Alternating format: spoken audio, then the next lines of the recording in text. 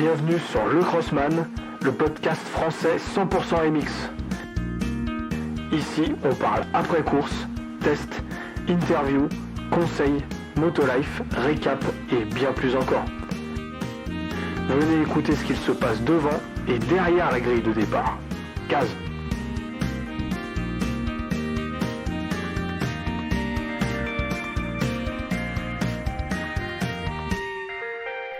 Et salut à tous, bienvenue sur le Crossman, le podcast français 100% MX.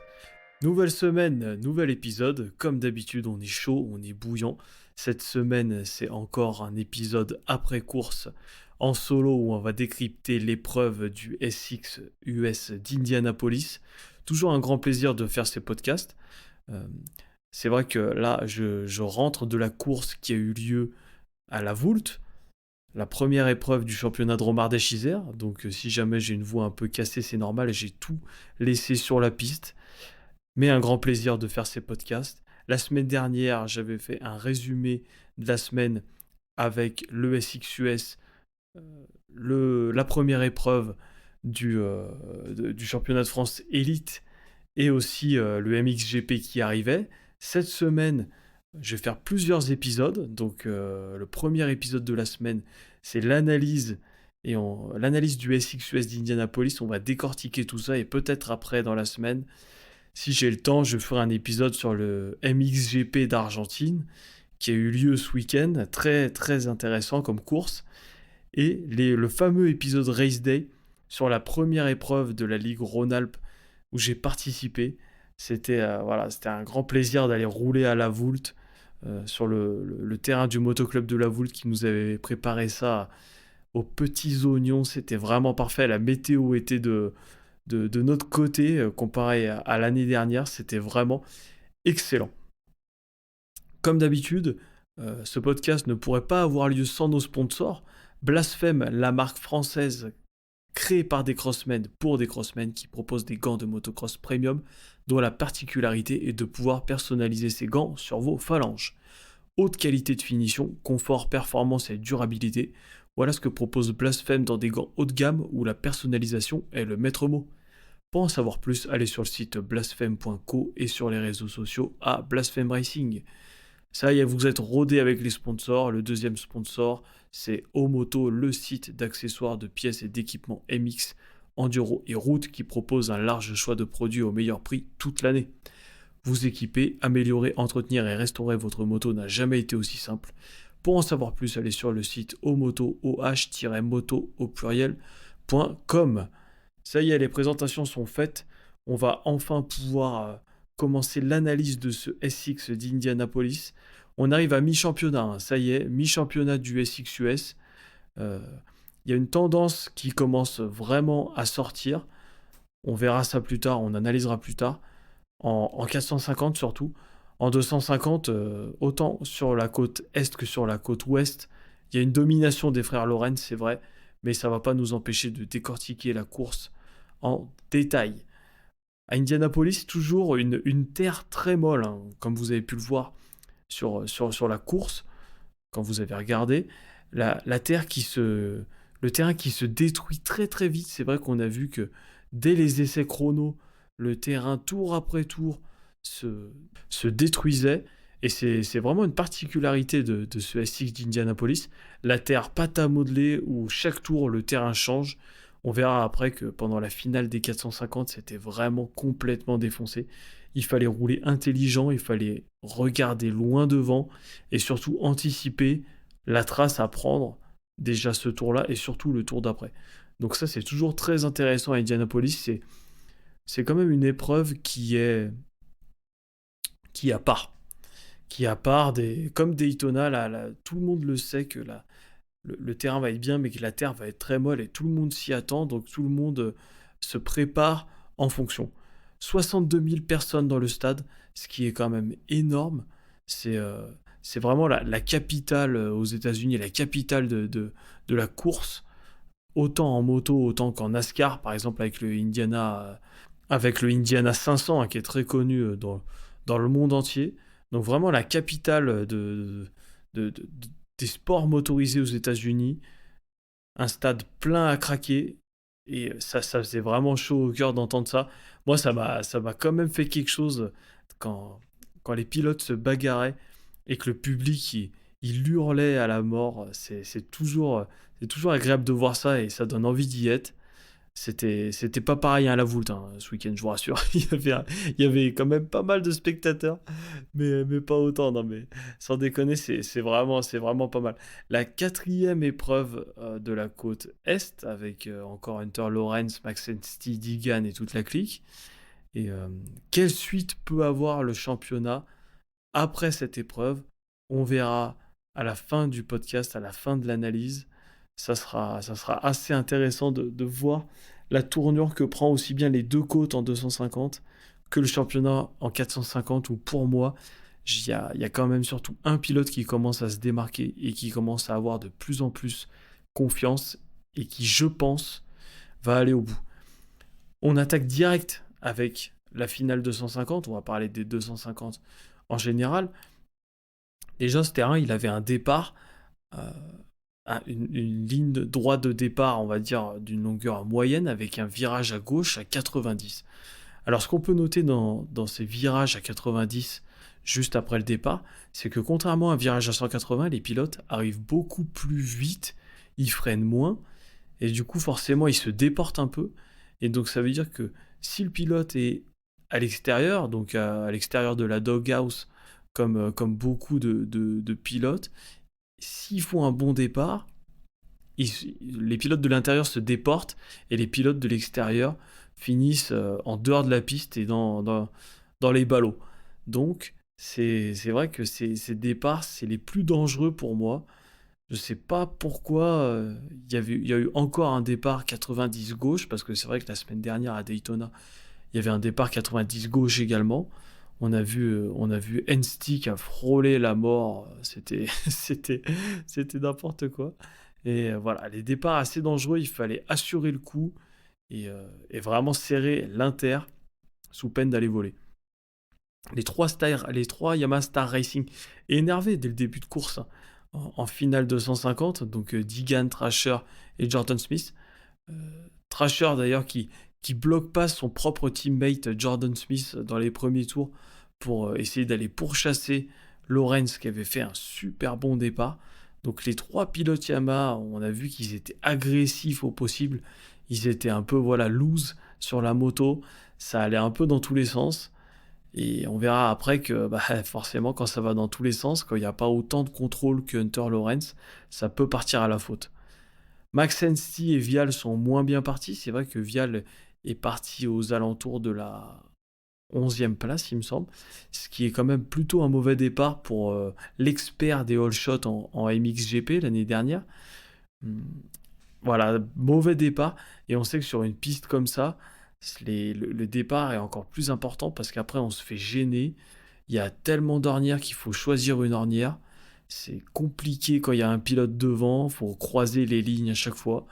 Donc le départ était vraiment primordial et ils n'ont pas réussi à en faire un bon et du coup ils ont pêché quand même et ils ont eu du mal à remonter lors de cette finale. En revanche, belle remontée de Jeremy Martin. Alors là, il était vraiment on fire sur cette épreuve. On a vu qu'il est parti quand même assez moyennement bien. Il est parti, il n'était pas devant. Et avec un pilotage précis et technique, le petit gars de Millville, il remonte quand même à la 4e place en étant moyennement parti. Grosse performance de Jeremy Martin. Vial a eu quand même plus de mal à remonter, c'est vrai. Dans un terrain défoncé comme ça, on voit vraiment qu'il a progressé. Parce que si jamais c'était sa première épreuve, je pense que ça aurait fait quand même plus mal. Un terrain très technique. On sait qu'il a la technicité, mais lui qui est habitué à rouler en MXGP sur des pistes de motocross où ça va beaucoup plus vite, où il faut être.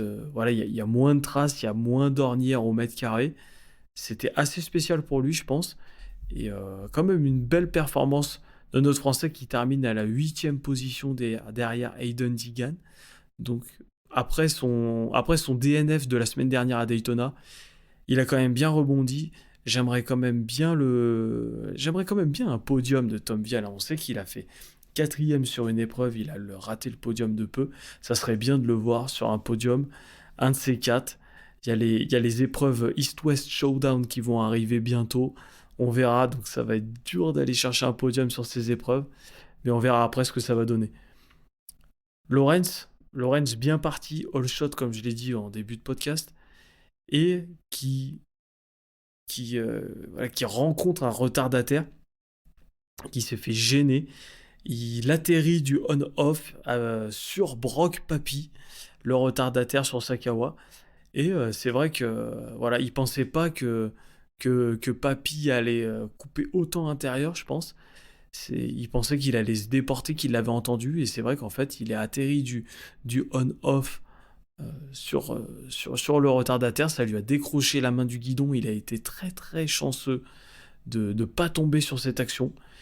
C'était assez violent, il lui a mis le bras dans le casque, la main est sortie du guidon. Il n'a pas tourné le guidon complètement, donc ça ne l'a pas bloqué. Il s'est pas pris le guidon dans les côtes, ni rien, mais grosse frayeur pour Hunter Lawrence à mi-manche. C'était vraiment voilà, les retardataires toujours qui peuvent jouer un rôle très important dans ces finales. Lawrence, une seconde plus rapide que Nate Thrasher quand même en fin de course.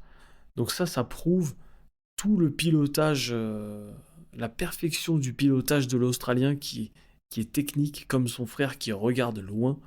Une seconde plus rapide que le deuxième en fin de course, et ben je peux vous dire que vous prenez de l'avance. Et ça, c'est très intéressant. Il assoit sa première place au championnat. Il compte désormais pas mal de points d'avance. Il en compte 18 points d'avance, un truc comme ça, sur Max Ensti. Donc il prend de la marge, enfin il a de la marge, il a de quoi voir venir, et je pense que, voilà, à mon avis, personne, comme je l'ai dit dans les podcasts précédents, personne pourra le détrôner, à moins qu'il y ait une catastrophe. On verra ce qui se passera. Hayden Deegan qui chute dans les derniers tours, malheureusement. Sa fougue l'a emporté, il essayait de dribbler les whoops, il s'entêtait à les dribbler, alors que tout le monde soit les sautait, soit faisait des petits wheelies à l'intérieur en prenant des wheelies dans les whoops en prenant la trace du milieu.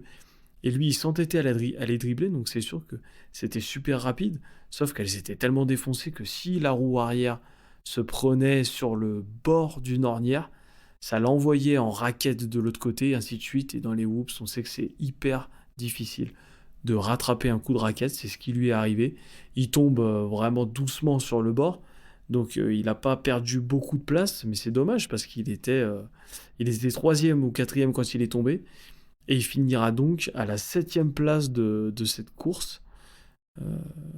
Est-ce que c'était le bon truc à faire ? Voilà. À mon avis, il va y penser. Pour l'instant, sa stratégie marche, c'est-à-dire de faire tous les tours. C'est serré en termes de points au championnat, c'est serré entre la 3e et la 6e place. Donc il y a vraiment très peu de points d'écart.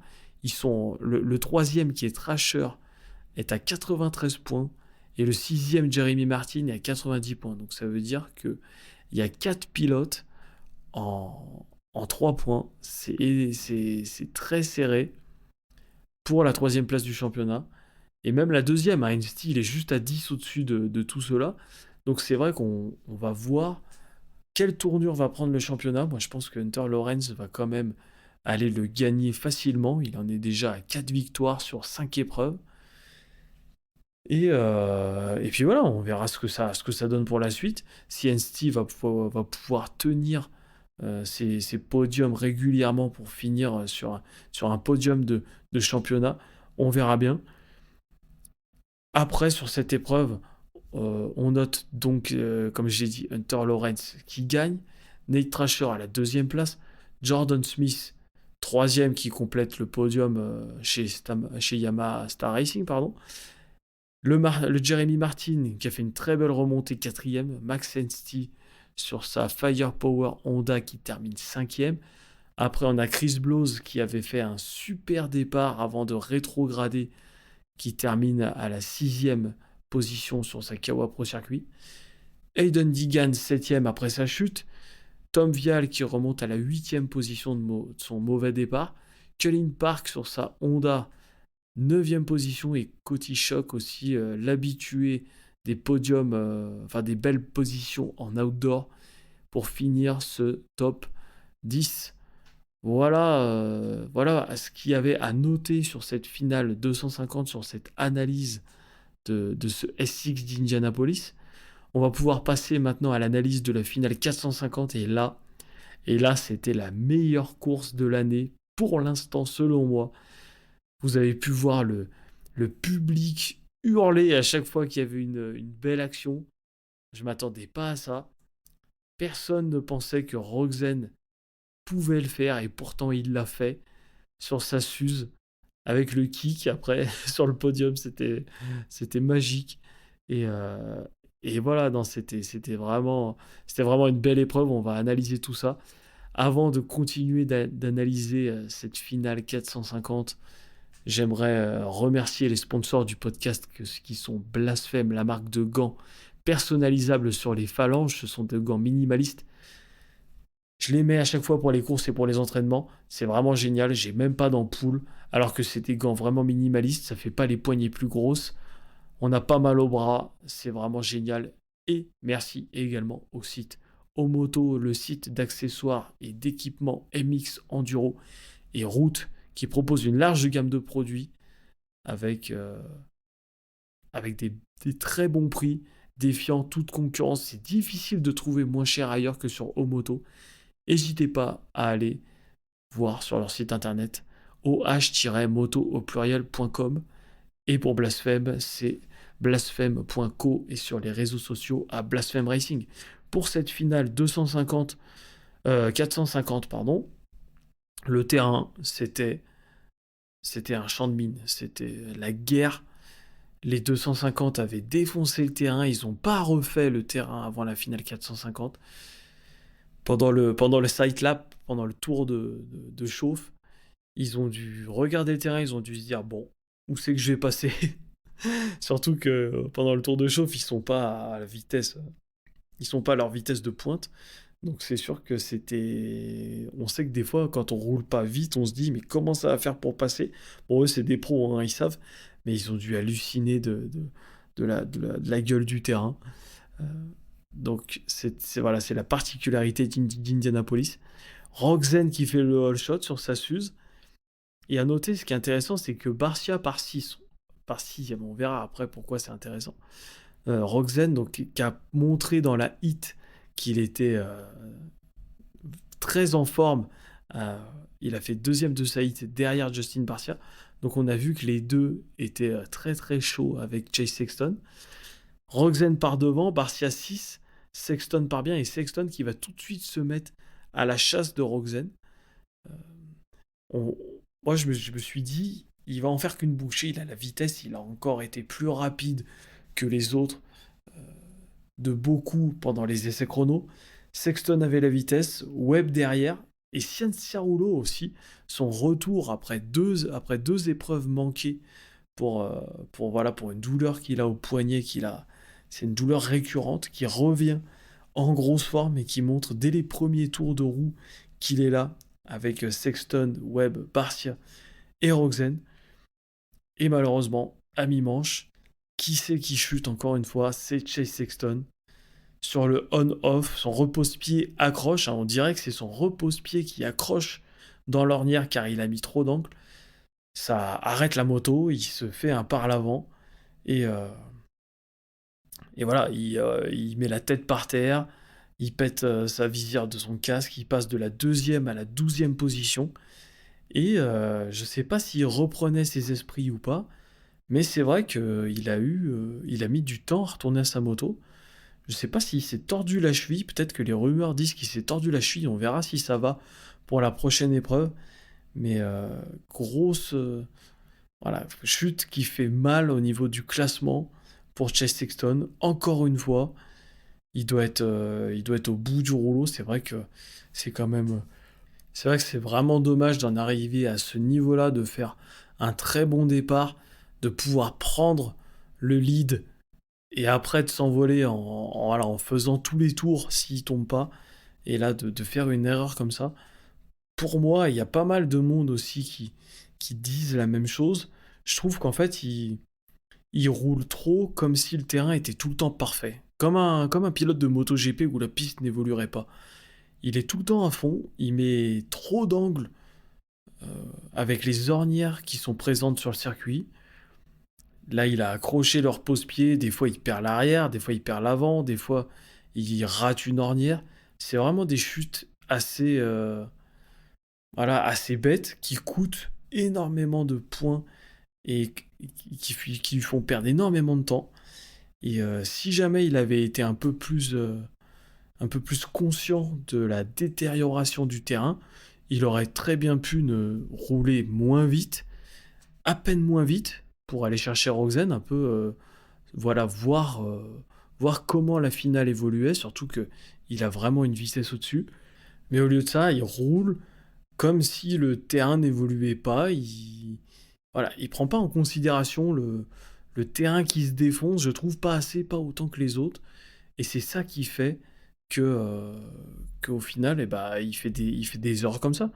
Donc Sexton, il perd gros au championnat, il était à 5 points, il me semble. Maintenant, il est à 13 points derrière Webb, qui prend la tête du championnat. Vraiment dommage de la part de Chase, j'espère que ça va le faire pour les prochaines épreuves et qui vont continuer cette bataille à 3 pour le championnat. Barcia par la suite passe Webb et dépose Webb. Webb, il était très énervé de s'être fait déposer par Barcia et il avait vraiment rien pour Ken Roczen. Il se fait doubler, donc Barcia il double Webb dans les whoops. C'est vrai que Barcia les a dribblés aussi très longtemps, il était énervé. On a vu qu'il est rentré en contact avec Webb après les whoops. Dribbler les whoops aussi longtemps sur le côté, euh, sur le bord de la piste, c'était vraiment une grosse performance de sa part. Le niveau de balance, d'équilibre et de force qu'il faut avoir pour contrer la moto quand elle part de tous les côtés, c'est assez impressionnant. Excellente course de l'idole de Jérémy Duclos, notre fameux, mon fameux, mon fameux invité récurrent du podcast. Grosse performance et bravo, il a très très bien roulé, il a fait des dépassements plutôt clean, c'était vraiment intéressant à voir. Barcia qui utilisait toute la piste, c'est vraiment même devant le panneau, enfin devant l'aire des mécanos et l'aire de panotage, il frôlait les matelas des mécanos, il utilisait vraiment toute la piste et c'est ça à mon avis son point fort sur cette piste d'Indianapolis. C'est pour ça qu'il a très bien roulé. Bonne moto, à mon avis, bon réglage. Il est fort dans les terrains défoncés et surtout, il avait une vision de la piste. Il utilisait euh, jamais la même trace. Du moins, il essayait à gauche et à droite tous les tours pour voir où c'était le mieux. C'est d'ailleurs ce que tout le monde a un peu essayé de faire à la Voulte, hein.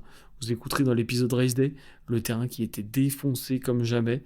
Et en fait, il fallait vraiment chercher la piste la plus lisse pour faire le moins d'erreurs et aller le plus vite possible. C'est ce qu'a fait Barcia. Très bien joué. La piste était tellement défoncée que vous avez certainement vu, au lieu de prendre les virages relevés, donc en arrivant soit au milieu, soit à l'extérieur, et de bombarder tout le virage vraiment en faisant un bel arc de cercle, tellement c'était défoncé, les pilotes arrivaient à l'intérieur de l'intérieur, ils fonçaient tout droit sur le virage relevé avant de faire un demi-tour à 180 degrés et de réaccélérer. En fait, ils faisaient vraiment un pic au lieu de faire un bel arrondi. Et ça prouve que le terrain était tellement défoncé que les pilotes devaient s'adapter en fonction. Dans les 3 dernières minutes, euh, quelles 3 dernières minutes? C'était les plus belles 3 dernières minutes depuis le début du SXUS. Finale de folie avec Barcia qui pourchasse Roczen. Barcia qui gagne presque 3 secondes dans les dernières minutes. Ils étaient roue dans roue pendant les 2 derniers tours. C'était vraiment du grand n'importe quoi. Ça, c'est le Supercross qu'on adore regarder. Ils mettent un tour à Chase Sexton pendant ce temps-là, qui galérait à remonter et qui terminera à la 10e position, il me semble. J'ai regardé ça. À la 10e position, il termine. Donc, vraiment frustrant pour Sexton, d'une part, de se faire mettre un tour par Barcia et Roczen, et dans un second temps de perdre autant de points en championnat. Et là, est-ce que Rogzen allait résister? Il a résisté pour une fois. On sait que enfin, pendant beaucoup de fois, il a cédé. Il a cédé la première place dans les derniers virages contre Anderson. Il me semble que c'était en 2019 contre Webb. On se souvient, dans les derniers virages, il se fait doubler par Webb. Et là, il n'a pas cédé. Pourtant, derrière, il y avait un énervé qui devait mettre la moto au rupteur comme d'habitude. Il n'a pas cédé. Il franchit la ligne d'arrivée et là, émotion. On le voit après qu'il pose sa moto par terre. Il n'en revenait pas. On a même vu qu'il était quasiment en pleurs, hein, sur le podium, tellement il n'y croyait pas. C'est vrai que sur sa Suzuki X-Star Progressive de l'ancien pilote privé Dustin Pipes, il a vraiment tout donné, il le mérite. Ils ont dû mettre au point sa moto tardivement. On sait qu'il est passé chez Suze vraiment tard cet automne. Mise au point qui a marché. Depuis Daytona, c'est vrai qu'il dit qu'il fait très très peu de réglages sur sa moto. Et ça a payé.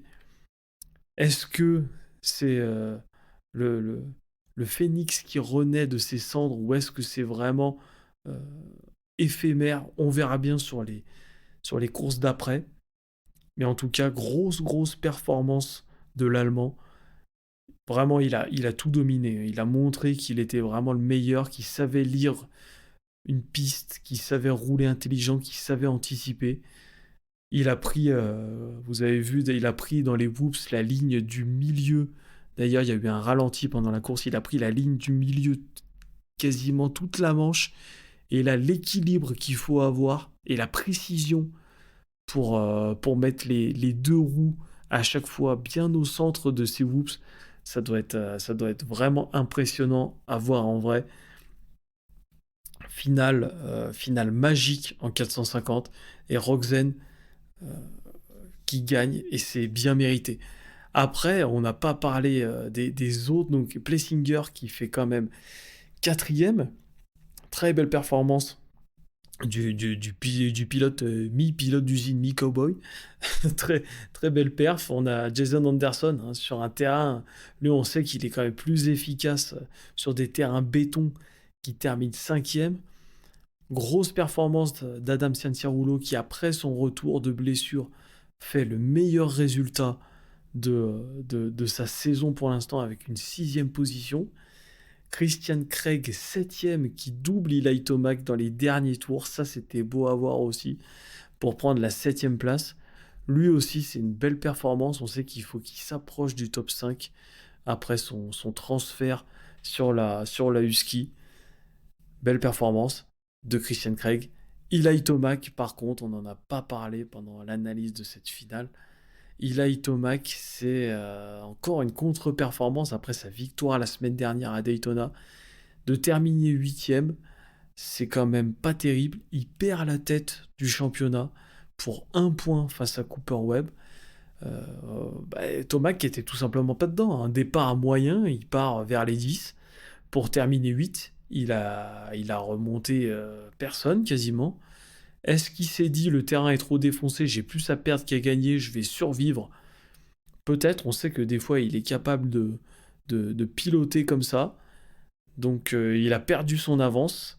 C'est dommage, mais par contre pour le championnat, ça va être hyper intéressant de voir la suite des événements.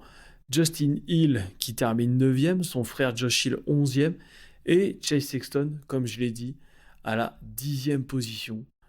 Et puis après, on a pas mal de pilotes privés. Logan Karnow qui termine dernier à la 22e place. Kate Clayson qui gagnait la LCQ, qui fait 20e. Très belle performance.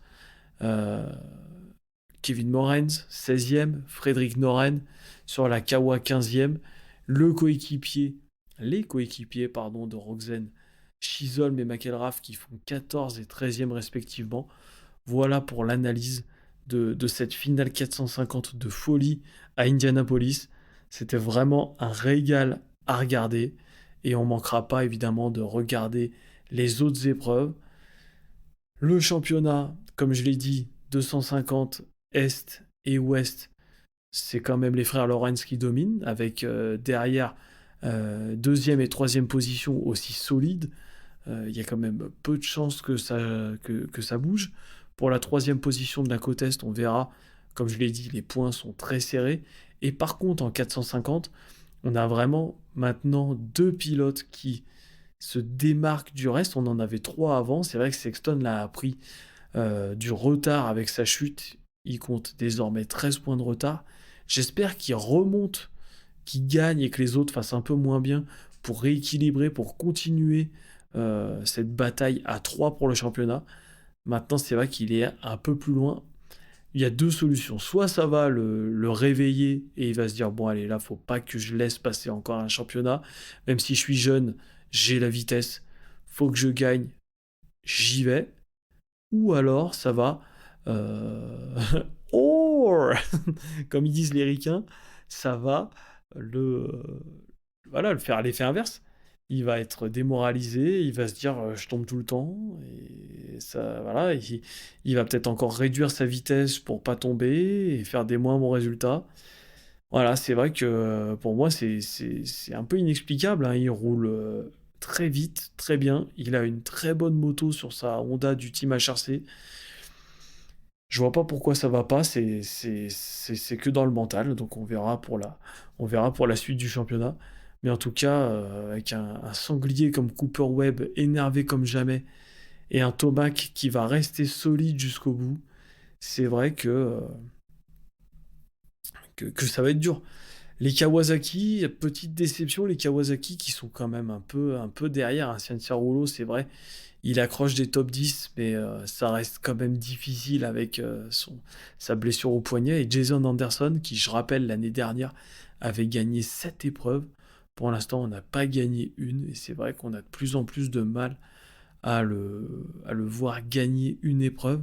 On avait dit ça de Ken Rogzen, hein, c'est vrai, on s'est complètement trompé, donc ça peut arriver largement. Mais s'il y a une chose à résumer de cette finale, c'est ne jamais douter de Ken Rogzen. Tout le monde doutait, à chaque fois il a prouvé le contraire à tout le monde. Il a prouvé qu'il pouvait revenir de ses graves blessures et gagner. Il a prouvé qu'il pouvait gagner de nombreuses courses indoor, outdoor, et il a prouvé qu'il pouvait changer de team sur une Suze qui n'a pas évolué depuis 2018 et gagner. Et sur le podium, brandir son kick à la main. C'était vraiment, vraiment très beau. Pour la suite des podcasts du Crossman, le site est toujours en construction, il avance, lecrossman.fr. Il y aura pas mal de trucs à faire dessus, ça va être assez interactif et intéressant, je pense, pour les pilotes de cross, les passionnés comme moi. Vous aurez l'occasion de voir ça à la fin de l'hiver, à la fin avril, pour la reprise de l'outdoor et la suite du MXGP. En attendant, un épisode Race Day va venir. Peut-être un épisode sur le MXGP avec un ou une personne qui analysera avec moi ces courses. Donc restez surtout vigilants, abonnez-vous, likez, parlez-en autour de vous. Surtout, c'est très important pour que de plus en plus de monde connaisse le podcast et en profite. Voilà, tout simplement, en allant à la salle, à un entraînement, en faisant de la mécanique ou n'importe quoi. Merci à nos sponsors et à très vite. Salut à toutes et à tous. Ciao, ciao.